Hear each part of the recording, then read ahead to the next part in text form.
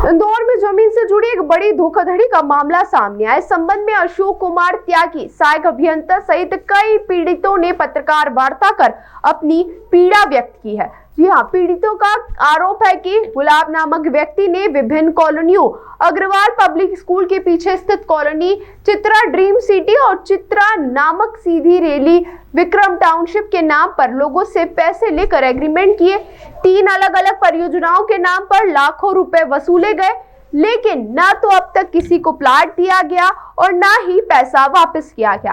पीड़ितों ने बताया कि इस मामले की शिकायत सबसे पहले 16 अक्टूबर 2023 को पुलिस आयुक्त को से की गई थी। आवेदन को क्राइम ब्रांच को भेजा गया, लेकिन लंबे समय तक कोई कार्रवाई नहीं हुई। इसके बाद 6 मार्च 2025 को एफआईआर तो दर्ज कर ली गई, किंतु आज तक न तो आरोपी की गिरफ्तारी हुई और न ही कोई ठोस कदम उठाया गया। पीड़ितों का कहना है कि वे इस मामले में न्याय पाने के लिए कई बार पुलिस अधिकारियों से मिले, लेकिन कोई संतोषजनक जवाब नहीं मिला। अब तक वे प्रधानमंत्री और मुख्यमंत्री तक को पत्र लिख चुके हैं। उनका आरोप है कि मामला लगभग 2.5 करोड़ रुपए तक का है और इसमें कई आमजन की गाड़ी कमाई फंसी हुई है। और उस संबंध में कुछ 1-2-3 लोगों की एफआईआर भी हुई है और लेकिन आगे कार्रवाई नहीं हुई। उस संबंध में हम बात करने आए हैं। किस तरह की धोखाधड़ी?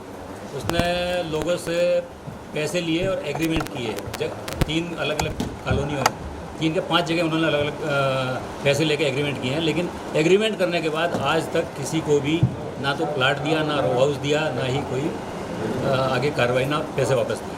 कहाँ आती है कॉलोनी? एक कॉलोनी अग्रवाल पब्लिक स्कूल के पीछे दीप चित्रा पार्क, दूसरी एक बगरखेड़ा में आती है दीप चित्रा ड्रीम सिटी, और एक है चित्रा मानक सिटी रॉयल विक्रम टाउनशिप के नाम। सर, आप अपनी पीड़ा का इजहार करने अधिकारियों के पास गए होंगे, नेताओं के पास गए होंगे, तो वहाँ क्या रिप्लाई मिला और क्या सहयोग हुआ आपको? वहाँ सबसे पहले हम लोगों ने शिकायत करी थी 16/10/2023 को। करीब 7 लोग हम मिलके गए थे शिकायत करने श्रीमान कमिश्नर साहब के पास में। उन्होंने हमारा आवेदन लिया और सीधे क्राइम ब्रांच को भेज दिया। क्राइम ब्रांच में एक लंबे समय तक हमारा आवेदन पेंडिंग रहा।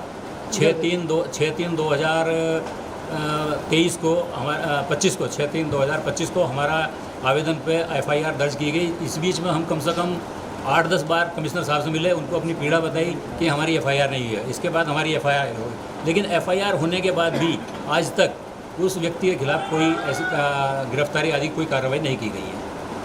क्या लगता है सर, आगे क्या आपका किस तरह न्याय के लिए आप और क्या करेंगे? हम लोग अभी इसके न्याय के लिए हमने प्रधानमंत्री को पत्र लिखा है, उसकी जो कापियाँ भी सबको दी हैं। हमने सीएम को भी जो है कुछ कंप्लेंट करी है। हमने इंडिविजुअल कंप्लेंट्स भी पीएम आपके किसी सदस्य के खिलाफ तो 2.5 करोड़ तक का मामला है, वो क्या मामला है, थोड़ा बताएंगे? हमने 6/7/2021 को बहादुर सिंह जी आंवलिया के लिए 41 बीघा ज़मीन का सौदा किया था और उस समय पहली बार में हमने उसको 1 करोड़ रुपये बयाना राशि दी थी।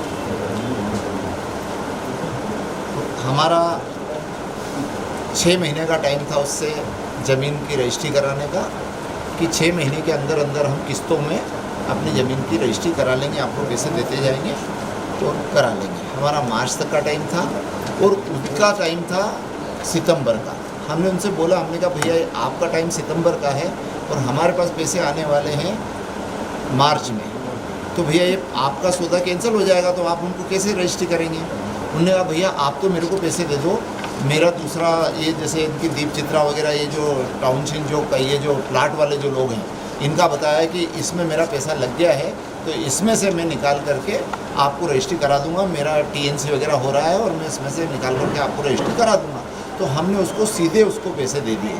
उसने हमको एग्रीमेंट कर दिया 41 बीघे ज़मीन का 14.25 लाख रुपये बीघे में। फिर अंततः वो सितंबर में रजिस्ट्री नहीं करवा पाया, तो फिर हमको मार्च में एक्स्ट्रा रुपए दे करके रजिस्ट्री कराना पड़ी। उस खजराना के जो पाटीदार जी थे उनसे हमने ज़मीन खरीदी थी, अशोक पाटीदार जी से। उसमें हमारे 2,52 लाख रुपए ज़्यादा चले गए। अब वो रुपए हमको दे नहीं रहा है। क्या बोल रहे हैं? क्या नहीं दे रहा? उसमें से कुछ 57-58 लाख रुपए दिए और बाकी के रुपए अभी वो 2 करोड़ रुपये अभी भी लेना है। हाँ, मतलब उसको 3 साल हो गए इस बात को। क्या लगता है उन पर कोई राजनीतिक प्रेशर है? अभी हमने जब शिकायत की थी कमिश्नर कार्यालय और एसपी साहब के यहाँ, तो उस पर जांच चल रही है। अभी तक कोई मुकदमा कायम नहीं हुआ। इसके संरक्षण आपने इसमें उल्लेख किया कि अब ये सब पूरा ग्रुप है हमारा, उनका जो संरक्षण है ये सारे लोग आपने इसमें अभी उल्लेख किया है कि अभी हमारे को हमारी मैं मदद सवाल तो की सुनिए जी आप सवाल जवाब करना है, जी सवाल तो सुनिए। जी जी जी राज्य संरक्षण का आपने इसमें उल्लेख किया है कि जिससे किसी पैसे आपको लेना है उसके ऊपर किसका है पॉलिटिकल नहीं, मैं भी कर रहा हूँ, सवाल तो सुनिए वो तो उनको समझ नहीं पा वो इन्होंने बता दिया है। और हमारी मदद श्रीमान तुलसीराम सिलावट जी ने कल भी एसपी महोदय को फोन किया था, उन्होंने हमारी मदद की है। हितेन परमार को किसका संरक्षण है? राज्य हितेन संरक्षण। परमार को वो दिया हुआ है, वो मेरे को उनका नाम पता नहीं। सर ये एक और मेरा प्रश्न रहे है तो वही है कि संदू है कि वो समझ ही नहीं पा पूरा रहे जो आपने इन्वेस्टमेंट किया है श्रीमान के ब्रांडिंग के को देखते हुए इनका चेहरा देख के किया है तो नहीं, इनके नहीं, खिलाफ नहीं, FIR नहीं, ये हमारा अलग है। हमने तो कृषि भूमि खरीदी है, हमारी कृषि भूमि बिकी थी। सुनिए